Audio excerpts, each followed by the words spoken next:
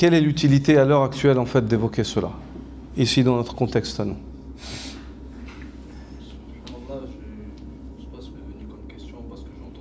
Il ne faut pas poser des questions qui nous viennent. Il faut poser des questions qui nous concernent directement. D'un, qui concerne le cours et ce qui a été donné, et de deux, qui nous concerne directement dans notre quotidien journalier. Des questions pour lesquelles Allah va nous questionner. Et concrètement, les anciens musulmans détestaient lorsqu'on leur pose des questions qui, dans la personne concrètement, même si maintenant moi je te prouverais ou je te dirais que je t'amène des preuves et que la lutte dans le sentier d'Allah elle est obligatoire à tout un chacun, si on était convaincu de cela, qu'Allah fasse qu'on ne soit pas devant vous en train de vous enseigner, qu'Allah nous accorde d'être des imams dignes de ce nom, si c'était le cas. Et de deux, c'est pas à des gens comme moi d'évoquer ce thème-là. Moi, ce thème-là, il revient aux héritiers du prophète sallallahu alayhi wa sallam, c'est les ulama. La vraie lutte, c'est la lutte qui est menée par les savants et pas par les ignorants, les faibles d'esprit ou les politiciens ou X ou Y. Naam, ça fait partie de l'islam. La lutte dans le sentier d'Allah, c'est parti. Mais la lutte dans le sentier d'Allah, c'est une responsabilité qui incombe à ceux qui ont la direction et pas aux individus. Ce n'est pas les individus qui seront questionnés pour ça.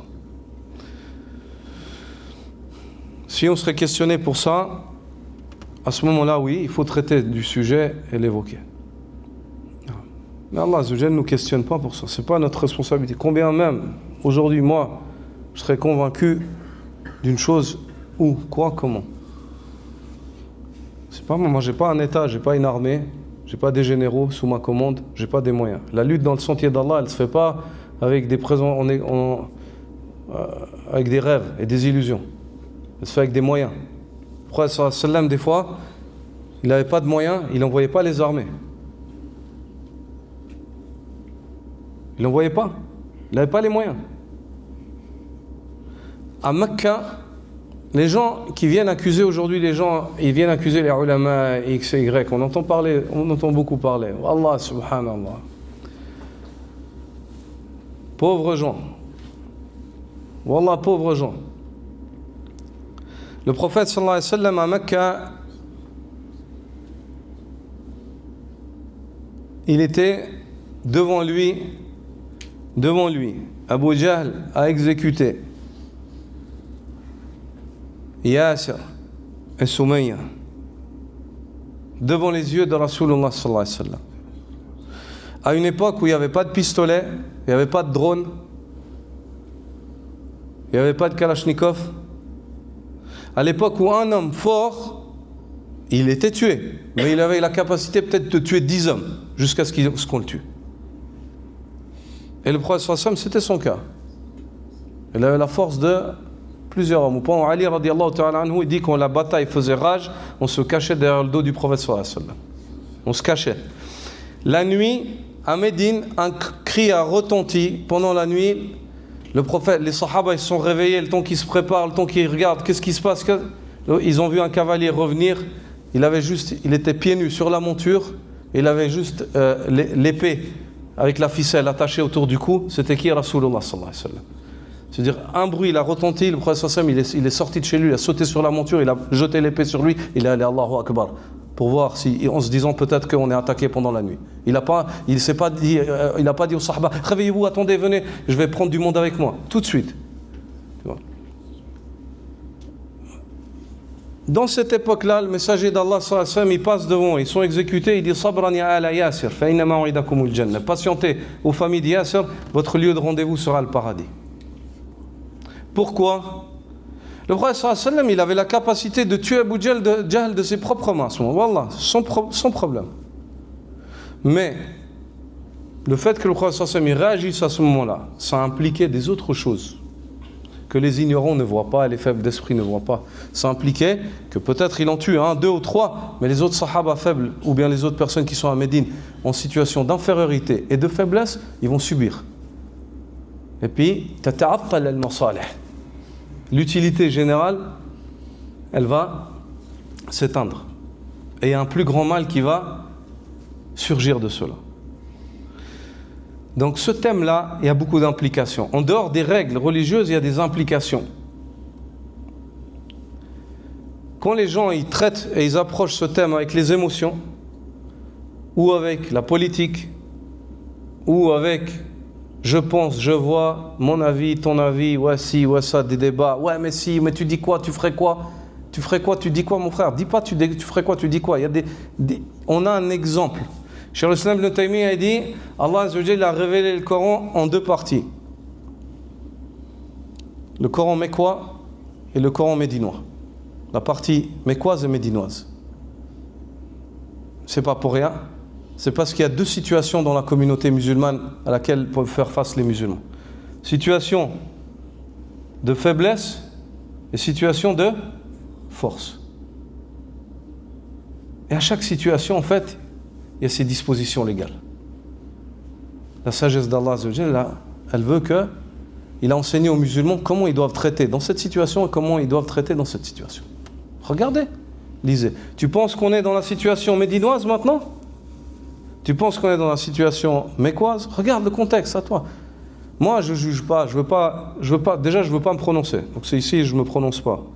Mais c'est la dernière fois qu'on me pose ces questions-là. Sachez, dorénavant, que ces questions, allez, posez-les à Ahlul Ilm, aux ulama. Et regardez ce que les ulama disent, et elles sont là, leurs réponses. Il n'y a pas besoin d'interroger Abdullah Limani. Vous n'êtes pas en manque, en fait, juste de ma réponse à moi pour compléter et fermer la boucle. Moi, je suis personne. Parce que j'ai rien à dire, j'ai pas mon mot à dire là-dedans. Je peux que transmettre ce qui a été dit. Si le prophète sallallahu alayhi wa sallam il était vivant, je serais allé vers qui? Vers Rasulullah sallallahu alayhi wa sallam. Le prophète sallallahu alayhi wa sallam il n'est pas vivant, alhamdulillah, il a laissé des héritiers, qui sont les ulama.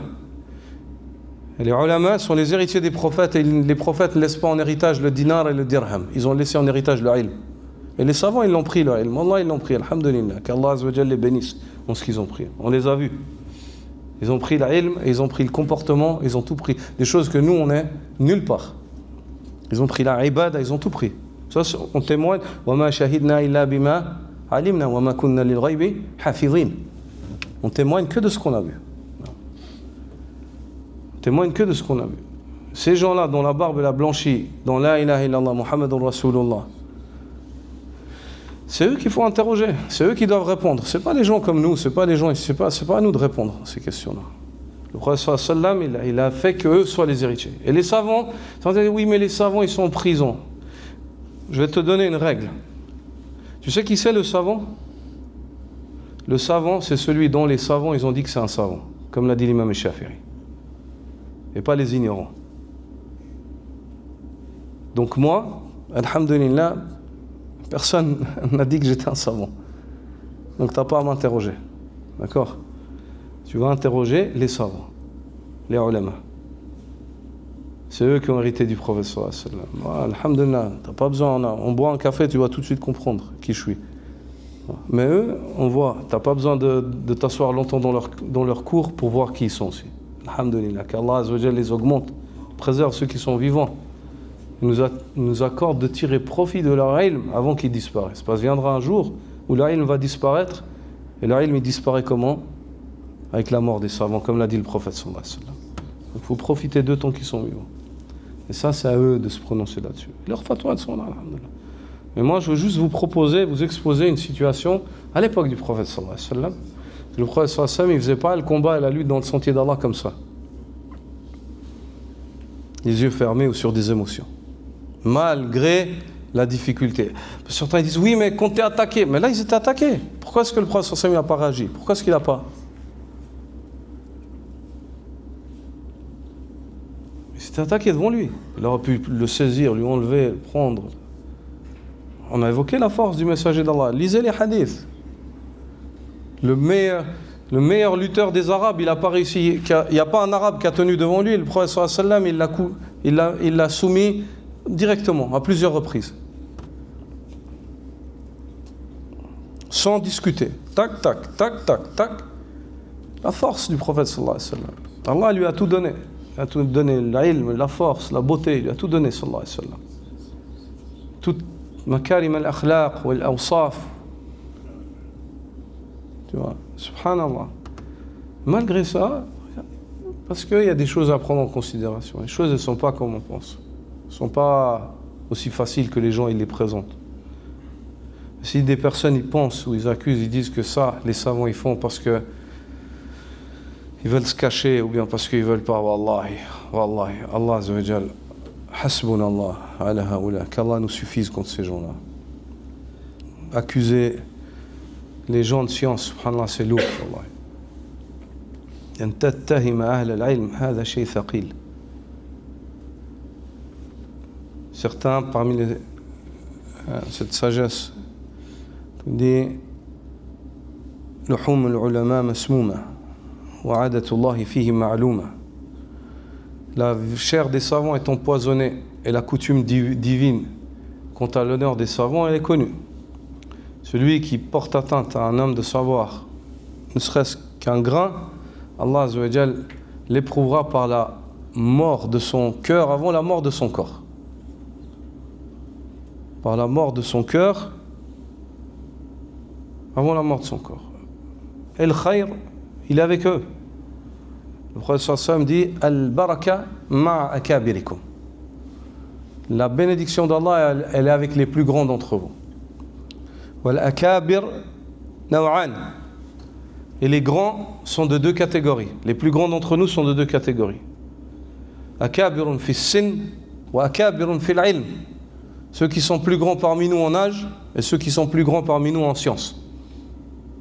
Si une personne, elle est plus jeune, mais elle a plus de science, elle est plus grande. C'est l'ilm qui fait foi. Allah Azza wa Jalla lui a donné le hikmah. Comme ce jeune homme qui est venu vers Omar ibn Abdel Aziz, il était jeune, pour prêter serment d'allégeance. Et il a vu plein, Omar ibn Abdel Aziz, il a vu lui parler, puis il a vu des vieux autour de lui, des âgés. Il a dit Ama wajada qawmuk man huwa akbaru mink liyatakallam anhum. Il a dit ton peuple, ils n'ont pas trouvé un homme qui est plus grand que toi pour parler à leur place. Il a dit law aada al-amru ila man huwa akbar ama wajadat al-umma man huwa akbaru mink. Tu vois. Il a dit si l'affaire elle revient à l'âge, est-ce que dans la communauté il n'y avait pas des hommes plus grands que toi en âge pour diriger les musulmans? Omar ibn Abdel Aziz il a dit takallam wallahi takallam tastahiq. Il a dit parle parce que par Allah tu mérites de parler. J'ai envie de t'écouter. C'était un jeune homme. Tous les vieux hommes derrière lui. Subhanallah. Al-ilm. Subhanallah man zayyana al-arda bil-ilm. Allah Azza wa Jalla a embelli la terre par la science et il a embelli les gens par le savoir. Ici, cet homme-là, donc ici, al-akabir naw'an. Si une personne est plus jeune et a plus d'ilm, c'est elle qui parle. Mais si les gens sont pareils dans l'ilm, c'est celui qui est plus vieux qui parle. Mais en règle générale, les savants, plus ils deviennent vieux, plus leur ilm il augmente, parce qu'ils n'arrêtent pas d'étudier. Plus il vit, plus il se bonifie. Un savant, plus Allah allonge sa vie, plus il augmente en science et en œuvre. Et en sagesse. C'est pour ça que des fois, parmi les plus grandes fawaïd que tu vas prendre d'un cheikh et qui va laisser derrière lui, c'est celle vers la fin de sa vie. Tu vas tirer de lui du ilm vers la fin de sa vie car il va commencer à reprendre tout ce qu'il a. Il y a tout qui va surgir. Le meilleur de tout ce qu'il a. Et tu vas tirer de lui un ilm, subhanallah, ajib. Tu vois, Cheikh Ibn Uthaymin, vers la fin de sa vie, certaines paroles, certaines sagesses, certaines fawaïd qui sortaient, c'est pas ce qui sortait quand il était jeune à 50 ans. Ou... Non. Al-baraka ma'a akabirikum, dit le prophète. La bénédiction d'Allah, elle est avec les plus grands d'entre vous. Et deux catégories de personnes, ils aiment éloigner les gens des akabir, des plus grands. Ashabu shahawat wa shubuhat. Ceux qui suivent les passions, ils disent vas-y, on reste pas avec les vieux, ils sont vieux, on s'amuse pas avec eux. Comme ça, ils peuvent dire n'importe quoi, faire n'importe quoi, et puis il n'y a pas de témoin. Et ashab shubuhat, et les partisans des ambiguïtés, ils vont t'éloigner. Dire, par exemple, ouais, viens, on va faire ci, on va partir là-bas, on va faire ci, on va faire ci, faire ça. Comme les jeunes à l'époque qui partaient en Syrie ou X ou Y. Ouais, non, mais dis rien à tes parents. Pourquoi? Parce que le père, même s'il n'a pas du ilm, il a de la sagesse, il a l'expérience de la vie, mon frère. L'homme, avec l'âge, même s'il n'a pas beaucoup de savoir, il s'assagit, il a une expérience dans la vie. Il sait voir, il s'est piqué par plein d'endroits. Il va te dire, moi je me suis piqué là, fais attention. Même s'il n'a pas d'ilm, il a une expérience. Ton père, ta mère, ton grand-père, ils savent des choses que toi aujourd'hui, tu es jeune, tu crois savoir. Wallah, tu sais pas. Et tu vas te rendre compte que tu sais pas quand tu auras leur âge. Et que tu te rappelleras que, Wallah, il m'avait dit ça, et puis c'est vrai que c'était comme ça. Pourquoi ils savaient ça? Ils savaient ça par l'expérience. Parce que les shahawat, elles baissent, les désirs, ils baissent. Et il y a la raison qui fait surface. Mais quand tu es jeune, les désirs, ils sont trop hauts. La raison, elle est voilée par les désirs. Tu n'arrives pas à voir. Tu crois, toi, voir tout et savoir tout, mais en fait, tu sais rien, tu vois rien. Ou alors, tu sais tout, sauf le fait que tu sais rien. Ça aussi, c'est possible. La question, donc, subhanallah, les personnes âgées, ils essayent de t'éloigner d'eux. Ah, laisse ton père, il ne sait pas, ne leur dis rien. Ou bien ils essayent de t'éloigner des ulama. Alors, ulama, regarde, assis sur les chaises, les gens ils meurent, les gens ici, eux ils font quoi? Subhanallah. Tu veux savoir ce qu'ils font? Cheikh Abdel Mohsen Al-Abbad, hafidhahullah, presque 50 années d'enseignement dans la mosquée du prophète sallallahu alayhi wa sallam. 50 années. Chaque soir, plus de 1000 élèves. Plus de 1000 élèves. Plus de 1000. Des fois jusqu'à 2000 assis devant le cheikh. De toutes contrées confondues. Du Levant, du couchant, d'Afrique, d'Europe, d'Asie, de toutes parts sur la terre, d'Amérique, de pays russes, X, Y, partout. Depuis 2015 jusqu'aujourd'hui, pour les frères qui nous ont suivis, tout ce que vous avez reçu, la plupart de ce que vous avez reçu, c'est le fruit, Inch'Allah, d'une grande partie de ce que le cheikh a bâti, depuis sa chaise, sans me connaître. Ça, c'est rien. Moi, je suis une personne parmi ces gens-là. De cette génération dans laquelle moi j'étais. Imaginez-vous sur 50 ans combien il y a de gens qui sont passés. Combien il y a de gens qui sont partis et qui ont fait. Mais ça, l'homme qui juge avec les passions, l'homme qui est hâtif, l'homme, il ne peut pas voir ça. Allah Azza wa Jalla ne lui permet pas de voir ça. Pour ça, il faut prendre beaucoup de recul pour regarder la situation et faire un résumé de ça. Il faut prendre beaucoup de recul. Reculer face aux passions, reculer face aux ambiguïtés, reculer. Et là, tu vois, avec le recul, tu vois le brouillard, il se dissipe et tu vois la situation. Et tu dis, subhanallah, c'est vrai en fait. Et ça, moi, je vous évoque un savant. Un seul savant. Là, c'est un seul savant. Subhanallah, les frères. Faites attention. Mais le mieux, c'est quoi? Baisse les oreilles, occupe-toi de toi. Apprends ton dîn, mets en pratique. Si tu peux conseiller quelqu'un, les gens de ton entourage, essaye de le faire. Essaye de t'occuper. Essaye de faire le khayr. Si tu ne peux pas faire le khayr, au moins fais attention, fais pas le char. Fais pas de mal. Si tu n'arrives pas à faire le bien, au moins ne fais pas de mal.